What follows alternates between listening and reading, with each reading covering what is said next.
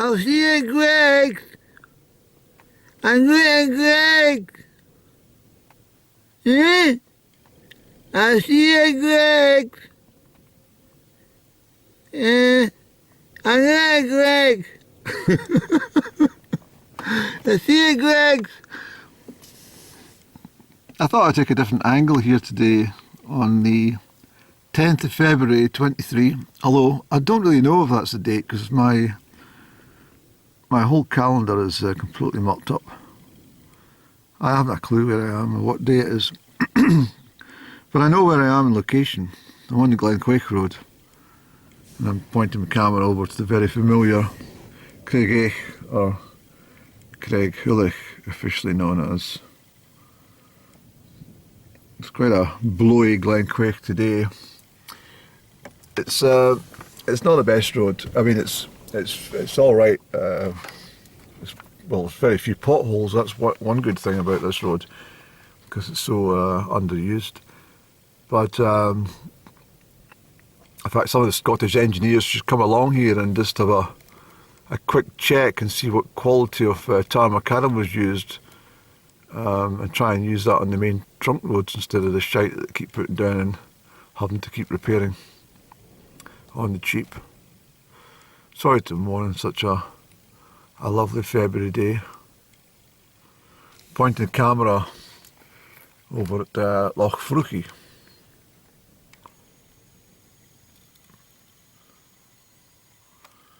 I'm trying to get little bits of footage. I've got a lot of footage actually, from the mountaintops around.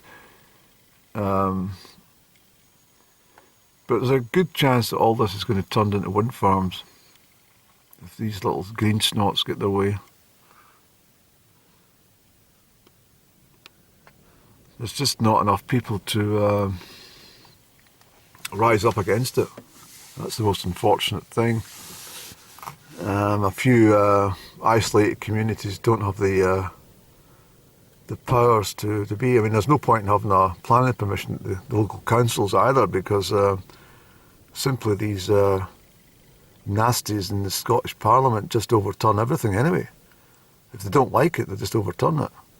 So much for their claims of democracy.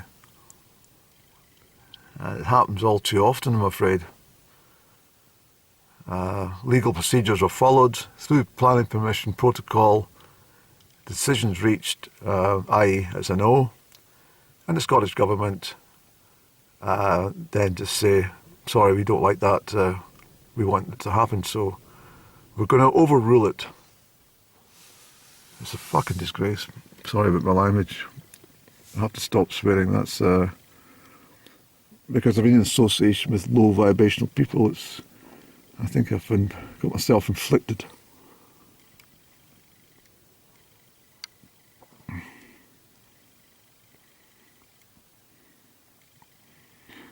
One thing that's quite nice. I mean, I don't really like to sound this way, but I'm so pleased that there's no low vibrationals here.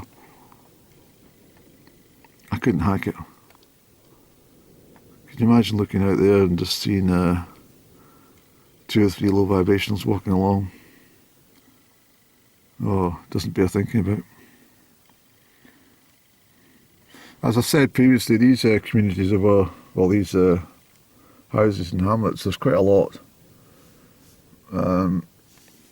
Obviously house hunting, you see. But I don't want a property in a south-facing slope because it doesn't get the sun properly in the evening. Although that one over there could be all right because it's certainly in line with the sunset for most of the year, at least until September. And there's one cottage down there which I think is a shepherd's house, but it's so low lying, the frost and the damp and the cause it's very boggy ground, you see, but the frost, the damp and the fog are just unbearable.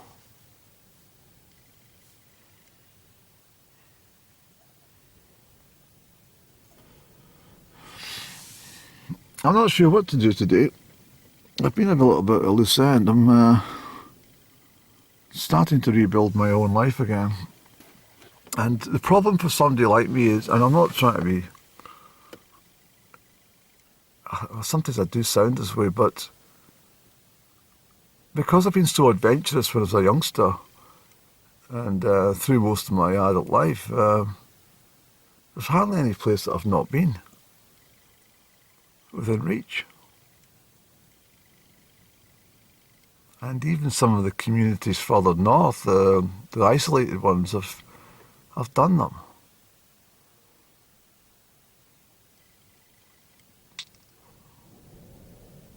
There's little hamlets in the extreme east coast, up in northern Aberdeenshire, which I might try and visit by the coast, but it seems like a lot of effort for very little, I'm sure.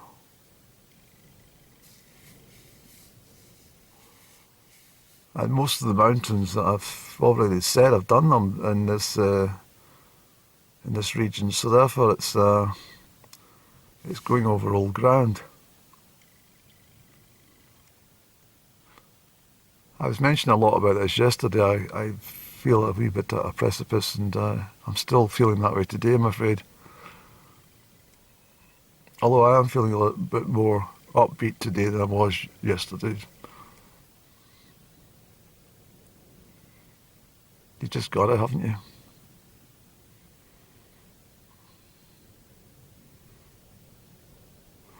But again, these sort of communities up here, I mean, in days gone by, if, for example, if I was walking along there with my rucksack and I reached one of the farmsteadings or something, one of the cottages, there would normally be somebody pondering about the washing green or the garden itself, maybe sitting having a cup of tea. And I would shout, "Hello there, lovely day." He says, "Isn't it smashing? Yes. Would you like a brew?" Well, what? Yeah, okay. Are you sure? Yes, come and join us. And there'd be some lovely fresh cake and biscuits. Glass of lemonade or orange squash. It's normally orange squash,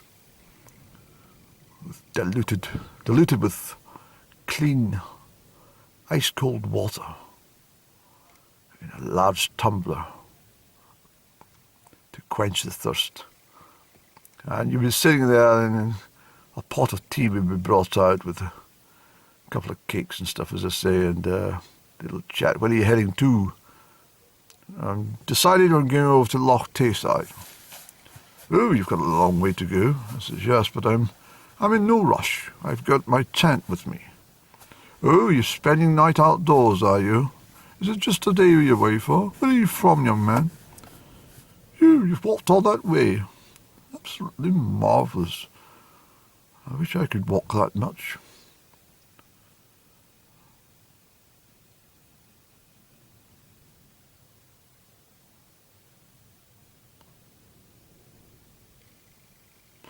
Something very nice about the springtime, because it's too early for spring. But in the springtime, traditionally it was a time for all the travelling folks, for example, would break camp and for the winter dwellings, and all set off in their individual pathways in life for the next 6 to 8 months, 6 months, picking up work. The very name tinker, as many people used to call them, was not a derogatory name. It was actually a very fitting name, because tinkers were people who tinkered with tin. And they were very skilled craftspeople. And they could mend kettles and pots and stuff for you.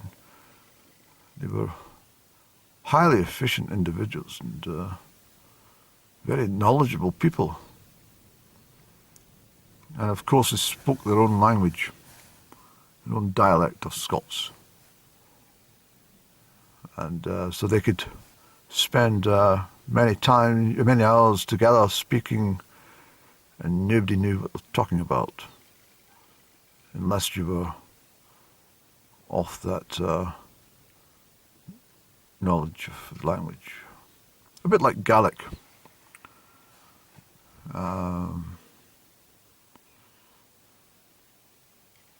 People who speak in Gaelic together, when there's English people present, you don't know what they're talking about, you see.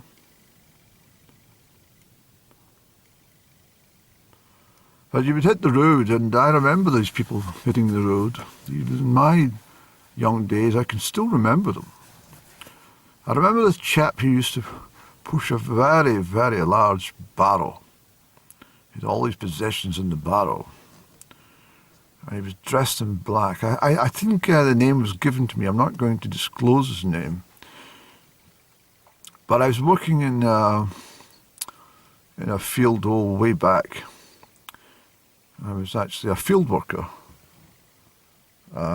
collecting folklore. And my boss wrote a book about the man that I'm referring to. It was a fascinating book. And I gave it a good, very good chap, very, very nice chap. It just passed away a couple of years ago, but I gave it as a present. I give a lot of books away as present, but some are read and some are put in recycle bins, never to be seen again, never to be mentioned again. But what I'm saying is that the people on the road were never stuck for a cup of tea or a bowl of soup or a slice of bread or a couple of eggs.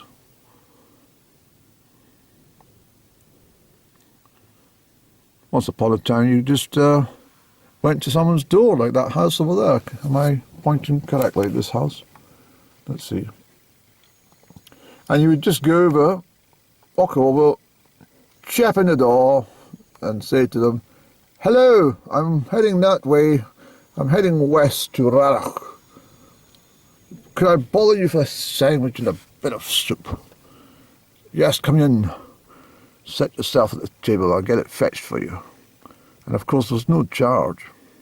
Of course this wasn't in my day. This was back in the good old days when people trusted everybody.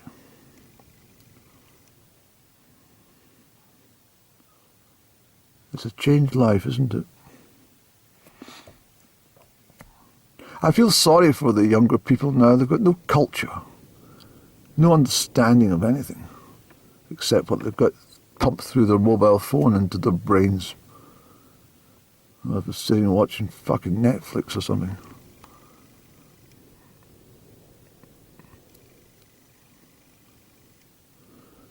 And I knew of people who go to the bed at 7 o'clock at night and sit gazing at Netflix until they fall asleep. And they do that 7 days a week. What a life.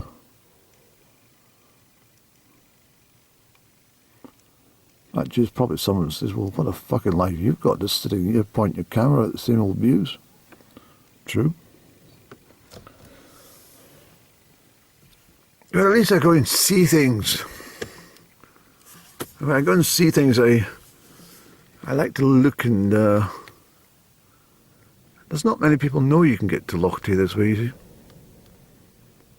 Not really. I'm not taking this car to Loch Tay today. There's snow along the back anyway. The road was blocked. I think it's opened again. I've walked it several times, both ways. It's fantastic. I really, really love this part of the world. I really do.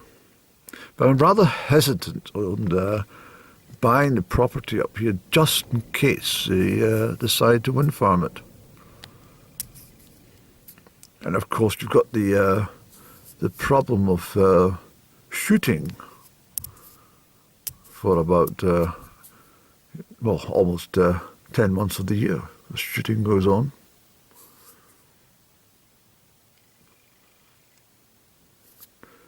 You're sitting writing your novel, perhaps in the late afternoon or something, and a shotgun goes off. It kind of disturbs your train of thought. It's a bit like up and down, disturbing my train of thought all the time. Land Rover passing, not excessive speed. Sees me up here quite often. He wonders what I'm doing. I hope he does stop one day and say, "Hello, young man, but what exactly do you do?" And I'm going to tell him that I'm saving the whole landscape for posterity in case the green snots get this all wind farmed.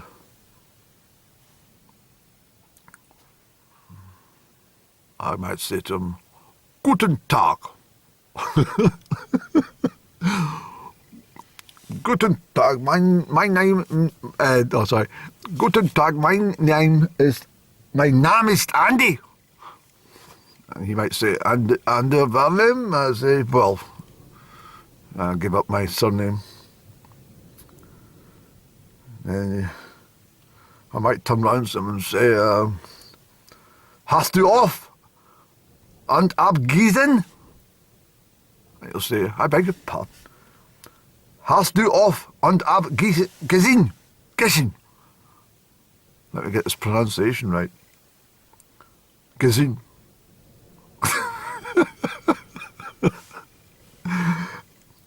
Hast du auf und abgesehen? And he'll say, "Oh, have you seen Up and Down?" Up and Down ist ein Clown. Mit einem mit einem Stress entfernen. I can't remember it. Mit einem Schritt werden. Can't be as simple as that, Andrew. Up and Down ist ein Clown. Mit einem Stirn entfernen. And you're, oh, Up and Down's a clown with a frown.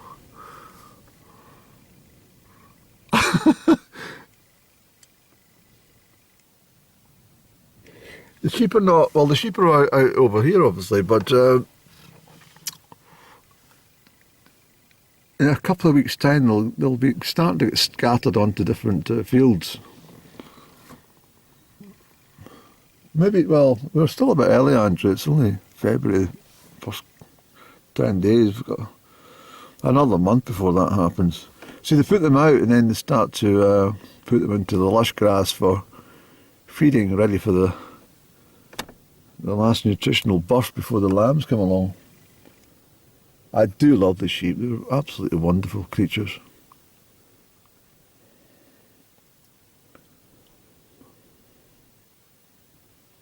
See, this could be a long vlog if you're not careful. I like the wind, it's beautiful.